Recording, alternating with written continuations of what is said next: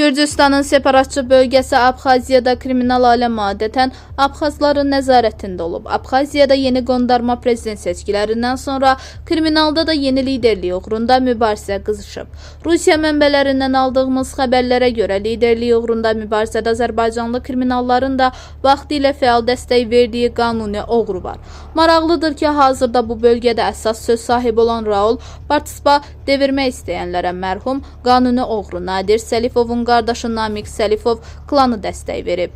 Daha maraqlısı budur ki, Namiq Səlifov Abxaziyada kriminal hakimiyyətdə lider gətirmək istədiyi də Quli ləqəbi ilə tanınan Temur Qabbadır.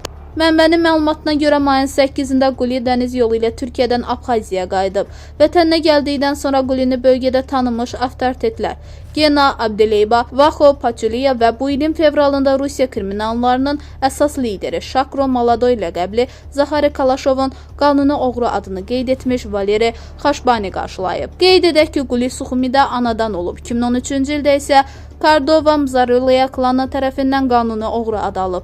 Bu klanın bir çox nümayəndələri Namiq Səlifovun ətrafında toplaşmışdı. Amma Quli 2020-ci ildə klanın himayəsindən məhrum qaldı. İndi onların münasibətlərinin necə olduğu haqda bilgi yoxdur. İl yarım əvvəl Krasnodar vilayətinin islah müəssisələrində olan Quli zəhlətökən fəaliyyətinə görə qanuni oğru adı o vaxt Uslabinskdə cəza çəkən Şakro tərəfindən dayandırıldı.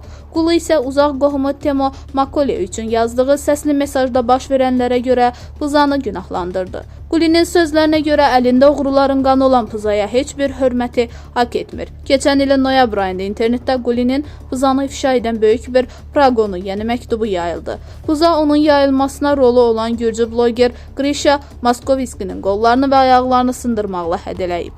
Bildirilir ki, Qulinin qayıdışı arxasında Azərbaycanlı klanının olub-olmamasından asılı olmayaraq bölgədə kriminal vəziyyəti gərginləşdirib. Bu isə Pıza üçün yaxşı heç nə vəd etmir. Təsadüfi deyil ki, Quli qayıtdıqdan bir gün sonra Pızaya yaxın Qarik Avizba Suxumidə öldürülüb.